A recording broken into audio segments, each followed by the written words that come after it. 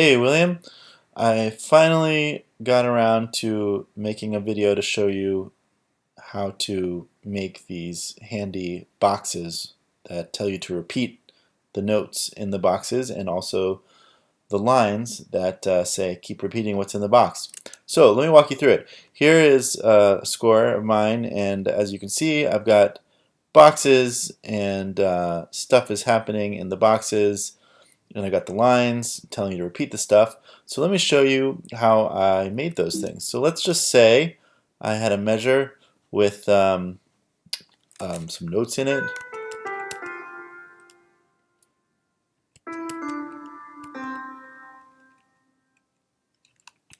Okay, and amazing C major scale, incredible. What if I wanted to draw a box around that and repeat it? So pretty simple. I click the expression tool, and to create my box, I simply say create a new expression. And what I want to create is a shape. So click create shape, and then you have all these options. You want to select this little rectangle icon, which is going to let you very quickly make a box. Now you can actually select the line thickness. So here are a bunch of, you go to the shape designer menu, scroll down, and you see line thickness, and you can select all these options or custom. I like a little thinner line, so I'm going to make my box again. Bam, there it is. It's a box. Okay, now I'm going to put it in the score, and to kind of get it to be just the right size, you just double click the handle and these other handles appear, and then you can sort of drag it to be whatever size you want. So now, just like with the pressure wedge, this graphical measure attached expression, the Achilles heel of this method is that if I were to use that same box in a different point in the score, but I wanted to say change the size of that box at this other instance. Let's say I wanted to make it smaller. Well, look what happens. The other box also changes size.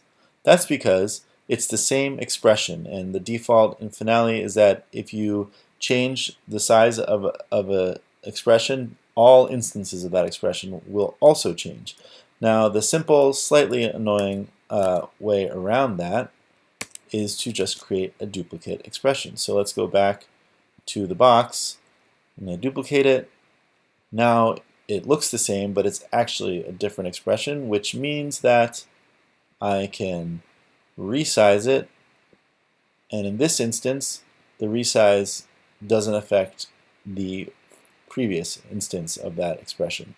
So that's what you have to do. You just have to duplicate your boxes, make them to be whatever size you need them to be at the instance that you use them. Okay, so the next portion of this is the line. To do that, I click on the shape, the Smart Shape tool, and then you'll see this little window, that box that comes up, and it has all these different options. What you want to do is to create a custom line.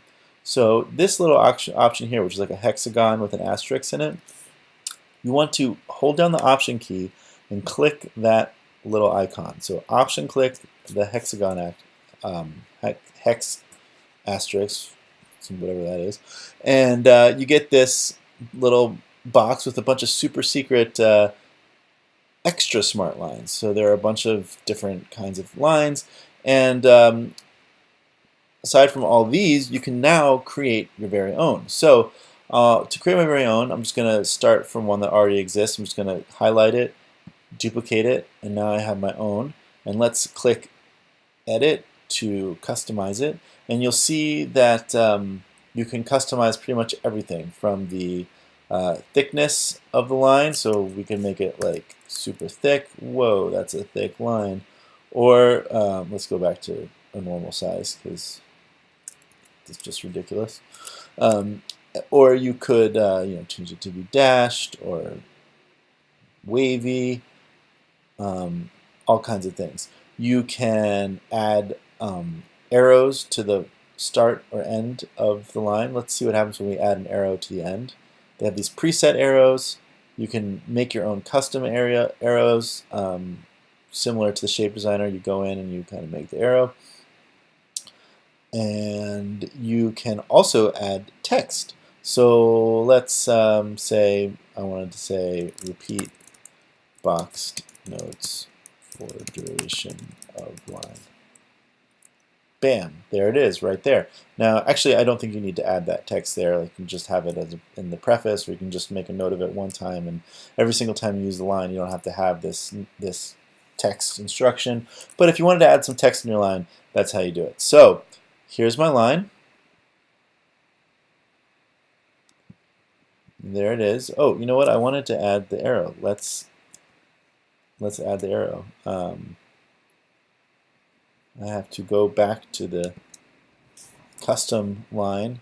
I have to edit it, and I want to add my preset arrow because that works just fine for me. There it is. Select. Bam, it has appeared. And then I'd like to force it to be horizontal, so it looks nice and neat, and there it is.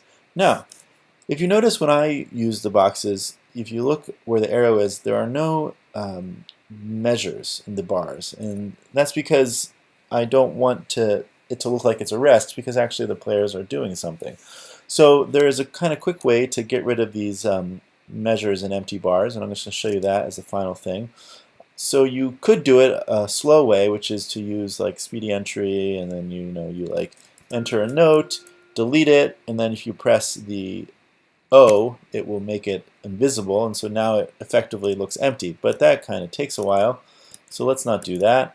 There's a faster way. You click the staff tool, and you use what they call staff styles. So if I select measures with the staff tool, and then I right-click, you'll get this menu of all the different staff styles.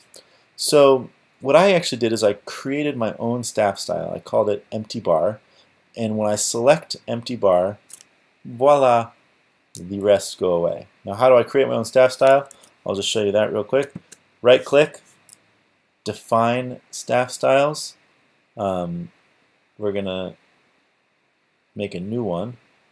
We're going to call it empty bar 2, and the only thing you need to change is right here under behaviors. You see where it says display rests and empty measures?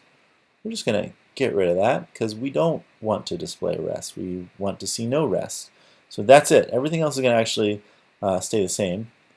And now I'm going to select that staff style, empty bar 2.